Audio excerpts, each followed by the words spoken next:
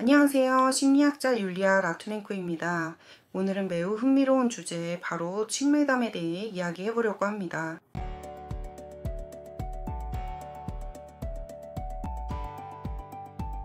아직 제 채널을 구독하지 않으셨거나 처음 방문하셨다면 꼭 구독해주세요. 이곳에는 우리의 아름다운 모국어인 우크라이나어로 심리학에 관한 흥미로운 콘텐츠가 많이 있습니다. 또한 이 영상의 좋아요를 꼭 눌러주시고 여러분의 소중한 댓글도 매우 중요합니다. 여러분은 친밀감에 대해 어떻게 생각하시나요? 오랜 시간 함께 살아온 파트너들 사이에 왜 이렇게 많은 어려움과 문제가 생기는 걸까요? 오늘은 이 매우 민감한 주제에 대해 함께 자세히 이야기해 봅시다. 이 유형의 친밀감은 더 깊은 이해가 필요하며 친구들 사이 또는 부모와 자녀 사이에 형성되는 친밀감과는 다릅니다. 이 친밀감은 파트너들 사이에 여러 단계의 접촉으로 이루어져 있습니다. 여기 이 영상에서는 편의를 위해 남성과 여성 사이의 친밀감에 대해 이야기하겠지만 이 내용은 동성 파트너에게도 똑같이 적용됩니다. 여러분은 그저 편안하게 들으시고 자신의 삶에 맞춰 깊이 생각해 보세요. 이 모든 내용들은 결국 같은 의미를 담고 있습니다. 친밀해질 수 있는 능력은 사랑하고 연애할 수 있는 능력입니다. 그리고 안타깝게도 이 능력은 모든 사람에게 있는 것은 아닙니다. 더 나아가 말하자면 이 능력은 사실 매우 소수의 사람들에게만 있지만 어느 정도는 사람들이 이 친밀감을 쌓을 수 있는 능력을 가질 수 있습니다. 하지만 그래도 말씀드리자면 대부분의 사람들은 사랑의 관계를 쌓을 능력이 없습니다. 제가 말하는 사랑은 성숙한 사랑에 관한 것이지 많은 사람들이 사랑이라고 착각하는 상호 의존에 관한 것이 아닙니다. 하지만 사랑이 생긴다면 그것은 결코 끝나지 않습니다. 왜냐하면 그것은 성숙한 감정이기 때문입니다. 상호 의존은 사랑에 빠진 것처럼 시작되지만 항상 드라마로 끝나게 됩니다. 대부분의 사람들은 제가 말했듯이 이제는 진정한 친밀감이나 진정한 사랑을 할 수 없습니다. 하지만 이 대다수의 사람들은 친밀한 접촉은 할 수 있습니다. 왜냐하면 그것은 호르몬 때문이고 관계 초반의 열정 때문이며 결국에는 본능이기 때문입니다. 하지만 사람은 동물과 달라야 합니다. 우리 인간은 잠재의식과 의식이 있고 동물에게는 없는 복잡한 감정의 폭넓은 스펙트럼을 가지고 있습니다. 그래서 우리의 친밀한 관계는 다양한 색채로 물들어 있습니다. 이것이 동물에게는 없는 점입니다. 하지만 많은 사람들이 친밀한 관계를 형식적인 것으로, 기술로, 심지어는 의무로까지 여깁니다. 그리고 이런 말도 들을 수 있습니다. 결혼에 의무를 다해야 한다고요. 우리는 이런 말을 우리 할머니, 할아버지에게서 들은 적이 있지만 젊은 사람들에게서도 이런 말을 들을 수 있습니다. 그들은 결혼을 하면 결혼과 함께 상대방의 성기를 가질 권리를 얻는다고 생각합니다. 그렇다면 친밀한 관계와 그 안에서의 행복의 비밀은 무엇일까요? 제가 여기서 중요하게 말하고 싶은 첫 번째는 친밀감과 친밀한 관계가 성숙하고 장기적인 관계의 기반이 아니라는 점입니다. 친밀한 관계는 애초에 관계의 시작이 되어서는 안 됩니다. 이것은 사랑의 결과이며 한 사람이 다른 사람에게 가지는 태도의 결과입니다. 이것은 친밀함에 앞서 이루어지는 중요한 만남의 결과이기도 합니다. 왜냐하면 신체적, 육체적 친밀감이 이루어질 때 우리는 다른 사람을 아주 가까이 받아들이게 되기 때문입니다. 그리고 우리는 종종 함께 잠자리에 드는 사람이 누구인지조차 제대로 모르는 경우가 많습니다. 그때 우리는 많은 문제에 직면하게 됩니다. 호르몬이 우리를 눈멀게 하면 더 이상 경고 신호를 보지 못하게 됩니다. 우리는 우리 경계가 침해되는 것에 대해 더 이상 민감하지 않게 됩니다. 우리는 아예 자신을 하나의 독립된 존재로 느끼지 못하게 됩니다. 우리는 마치 어린아이가 엄마와 하나가 되고 싶어 하듯이 서로 완전히 융합되려고 합니다. 심리학자들과 과학자들은 사랑에 빠진 단계에서 사람이 일종의 유아기 상태에 빠진다고 말합니다. 이때 사랑에 빠진 사람이 느끼는 모든 감정은 엄마의 젖을 빠는 아기가 느끼는 감정과 매우 비슷하다고 합니다. 많은 사람들이 이 사람이 정말로 내가 무언가를 진정으로 함께하고 싶은 사람인지조차 제대로 이해할 틈도 없이 육체적인 친밀감에 너무나도 급하게 빠져들게 됩니다. 왜냐하면 제가 이미 말씀드렸듯이 친밀한 관계는 두 사람이 감정적 친밀감을 바탕으로 쌓아 올린 피라미드의 꼭대기, 즉 결과이기 때문입니다.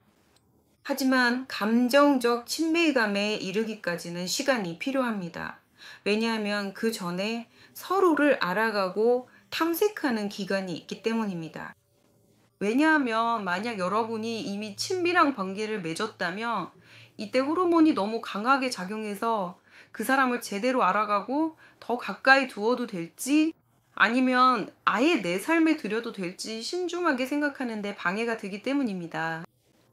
이것이 바로 많은 커플들이 관계를 시작할 때 매우 이상하고 병적인 상태에 빠지는 이유입니다. 즉, 강한 사랑에 빠져 서로에게 지나치게 의존하게 되는 것을 일종의 질병으로 여기기도 합니다. 해외 많은 전문가들은 강한 사랑에 빠진 상태를 일종의 병적인 상태로 간주하며 이는 치료나 심리치료, 심지어 약물치료가 필요할 수도 있다고 봅니다. 왜냐하면 어떤 사람들은 사랑에 빠진 상태에서 평소 맨정신이라면 절대 할 수 없는 행동을 하기도 하기 때문입니다. 그래서 이런 호르몬, 급격한 분출과 의식의 상실, 그리고 어린 시절의 트라우마가 사람에게 미치는 영향도 있습니다. 예를 들어 아이가 충분한 신체적 접촉이나 감정적 친밀감을 받지 못했다면 이런 모든 것들이 호르몬의 눈이 멀어 현실을 제대로 인식하지 못하게 만드는 데 큰 영향을 미칩니다. 그 사람은 현실에서 멀어지고 일종의 경계 상태에 빠지게 됩니다. 이것이 바로 장기적인 관계에서 많은 문제와 불화가 발생하는 이유를 설명해 줍니다. 관계 초반에는 친밀감이 매우 아름답게 느껴지고 파트너에게 강하게 끌렸지만 시간이 지나고 몇 년이 흐르면 우리는 더 이상 그 사람을 보고 싶지 않고 진심으로 솔직하게 친밀한 관계를 맺으며 만족을 얻는 것도 불가능해집니다. 모든 것이 어딘가로 사라지고 사랑에 빠졌던 감정도 그 호르몬들도 어디론가 사라집니다. 그리고 많은 커플들이 이렇게 말합니다. 섹스도 뭔가 예전 같지 않고 모든 게 처음과는 완전히 달라졌어. 친밀함은 형식적인 것, 의무적인 것으로 변해버리고 그리고 심지어 그런 친밀함이 고통으로 변할 수도 있습니다. 왜냐하면 그것이 감정적인 친밀감으로 뒷받침되지 않기 때문입니다. 감정이나 느낌이 없는 친밀함은 그저 동작일 뿐이고 단순한 체조나 그 밖의 무언가에 불과합니다. 그리고 우리는 영화에서 친밀한 관계 후에 많은 여성들이 그냥 베개에 얼굴을 묻고 우는 장면을 보게 됩니다. 진정한 친밀함 속에서 솔직해지고 진정한 만족을 얻으려면 자신의 의식의 폭을 넓히고 어린 시절부터 형성되어 성인 생활에까지 영향을 미치고 있을 관계 모델들을 스스로 다듬어 나가야 합니다. 자신의 어린 시절 트라우마를 치유해야만 성장하고 성숙해지며 지혜로워질 수 있습니다. 그래야 먼저 감정적인 친밀감을 쌓고 그 다음에야 비로소 신체적인 친밀감으로 나아갈 수 있습니다. 이 신체적 친밀감은 여러분의 행복과 만족의 정점이 될 수 있습니다. 모든 것은 여러분이 어린 시절 어떤 애착을 형성했는지에 달려 있습니다. 우리 모두 알고 있듯이 아이의 애착은 생애 천백 년 동안 형성되며 이는 아이의 엄마가 얼마나 상처를 받았는지에 따라 달라집니다. 정상적인 애착 유형을 가진 사람은 사실 거의 없습니다. 여러분도 아시다시피 불안형 애착, 회피형 애착, 불안회피형 애착 등 다양한 병리적 애착 유형이 존재합니다. 이러한 애착 유형들은 또 한 사람이 감정적 유대감을 얼마나 잘 형성할 수 있는지에 영향을 미칩니다. 그리고 이것이 다시 친밀한 관계에 영향을 주게 됩니다. 왜냐하면 모든 친밀함, 즉 신체적이든 감정적이든 결국은 누군가를 자신의 영역 안으로 받아들이는 능력이기 때문입니다. 여기서 말하는 영역은 여러분의 신체일 수도 있고 감정적인 공간일 수도 있습니다. 그리고 그 과정에서 자신의 자율성과 독립성을 잃지 않는 것이 중요하죠. 이것이 무엇을 의미할까요? 진정한 친밀감과 감정적 유대에서 진짜 만족을 얻으려면 진실되고 때로는 약하고 상처받기 쉬운 모습을 드러내는 법을 배워야 합니다. 모든 형식적인 것에서 벗어나 심지어 하나가 되는 순간에도 자신만의 독립성을 유지하는 법을 배워야 합니다. 관계란 마치 사람의 호흡과도 같습니다. 들이쉬는 숨은 여러분이 함께 하나가 되는 순간이고 내쉬는 숨은 두 사람이 각자 독립된 존재임을 의미합니다. 이것은 고정된 상태가 아닙니다. 사람들이 관계에 들어가서 숨을 들이쉬고 하나가 된 뒤 그곳에서 나오는 것을 잊어버리는 것이 아니죠. 그리고 바로 그때 상상할 수 있는 모든 극적인 시나리오들이 시작됩니다. 왜냐하면 융합을 원하고 자신의 경계를 느끼지 못하는 두 아이는 성숙하고 질 높은 관계를 맺을 수 없기 때문입니다. 하지만 관계에서 진실하고 취약해지는 그런 사치를 스스로에게 허락하는 것은 정말 어렵죠. 왜냐하면 여기에는 여러분의 어린 시절 트라우마로 인해 생긴 장애물들이 있기 때문입니다. 그리고 이러한 장애물들은 죄책감, 상실에 대한 두려움, 내가 어떻게 보일지와 네가 나를 어떻게 생각할지에 대한 수치심입니다. 즉, 친밀감은 커플 사이에서 오랜 시간 동안 아름답고 질적으로 유지될 수 있습니다. 하지만 심리학 연구자들은 사람들이 연애를 시작할 때 안정감과 신뢰를 매우 원한다는 현상을 발견했습니다. 사람들은 자신이 보호받고 안정감을 느끼기 위해 그리고 곁에 의지할 수 있는 파트너가 있기 위해 가정을 만듭니다. 하지만 연구자들은 이러한 안정성과 신뢰의 상황이 친밀한 관계에 매우 부정적인 영향을 미친다고 말합니다. 왜냐하면 안정성과 신뢰는 에로티즘의 적이기 때문입니다. 하지만 이것은 오직 공동의존에 시달리는 사람들에게만 해당됩니다. 자신의 어린 시절 상처를 치유하지 않고 앉는 사람들에게 이야기입니다. 만약 한 사람의 의식이 잠들어 있다면 그 사람은 무의식에 지배받기 시작합니다. 우리는 어떻게 해야 할까요? 발전하고 또 발전하고 다시 한번 발전해야 합니다. 우리의 자원은 발전을 위해 주어진 것이지 단순히 먹고 자고 그다지 만족스럽지 않은 친밀함을 누리기 위해 주어진 것이 아닙니다.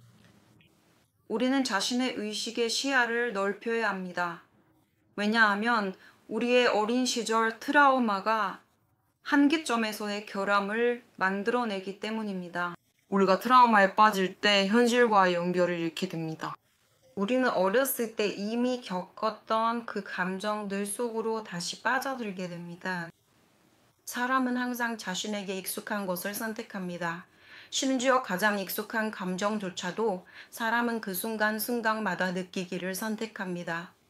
그리고 자신의 어린 시절 트라우마에 빠지게 만드는 트리거는 너무 많을 수 있습니다. 그러니 이 어린 시절의 트라우마에서 벗어나려면 현실에 집중하고 지금 이 순간에 머무르는 법을 배워야 합니다. 왜냐하면 훌륭하고 질 높은 친밀감, 진정한 친밀한 접촉은 바로 지금 이 순간에 존재할 수 있는 능력이기 때문입니다. 그것은 접촉과 키스에서 만족을 얻을 수 있는 능력입니다. 지금 이 순간에 존재한다는 것은 매번 사랑하는 사람의 피부에 손을 댈 때마다 바로 그 순간에 머무르는 것입니다. 진정한 친밀한 접촉은 매번 침대에 누울 때마다 혹은 바닥에 쓰러지거나 부엌에서든 어디에서든 친밀한 시간을 가질 때마다 새로운 이야기를 떠올리게 합니다. 매번 새로운 이야기입니다. 함께 추는 춤과도 같고 두 사람이 함께 그리는 그림과도 같습니다. 함께 부르는 노래와도 같습니다. 이것은 창조의 행위입니다. 그리고 바로 그 순간 사람들이 지금 이 순간에 존재할 때 일어나는 일입니다. 그들은 어떤 성적인 환상 속으로 날아가지 않습니다. 그들은 그들은 어떤 역할 놀이를 하거나 스타킹과 하이힐을 신고 서로 앞에서 뛰어다니며 온 힘을 다해 추가적인 자극으로 서로를 흥분시키려고 애쓰는 것을 선택하지 않습니다. 아니요. 질 높은 친밀한 접촉이란 사람들이 지금 이 순간에 존재할 수 있는 능력입니다. 하지만 우리는 트라우마가 현실에 머무르는 것을 방해한다는 것을 알고 있습니다. 트라우마를 가진 두 파트너는 당연히 서로를 비난하고 상처 주고 비판하고 가치를 깎아내릴 것입니다. 그리고 친밀한 접촉에서 가장 먼저 사라지는 것은 바로 키스입니다. 그리고 나서 친밀한 접촉 후에 즐거움과 기쁨의 감정도 사라집니다. 제가 말씀드렸듯이 많은 사람들이 형식적이고 기계적인 친밀한 접촉 후에 슬픔을 느끼게 됩니다. 하지만 우리가 서로 올바르고 건강하게 소통하는 방법을 모른다면, 어릴 때부터 비난, 비판, 판단에 익숙해져 있다면 당연히 이런 모든 것들, 이 짐을 우리 성인 관계로 가져오게 됩니다. 그리고 우리는 이런 모든 행동을 파트너에게 하게 되고 어린 시절 부모님에게서 받지 못했던 모든 것을 파트너에게 기대하게 됩니다.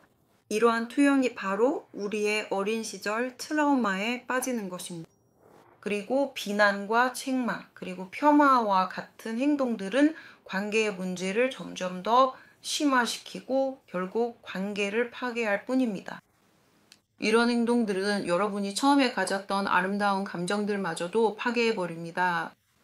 여러분은 관계의 첫 몇 달, 어쩌면 첫 해에 어땠는지에 대한 추억에 집착하게 됩니다.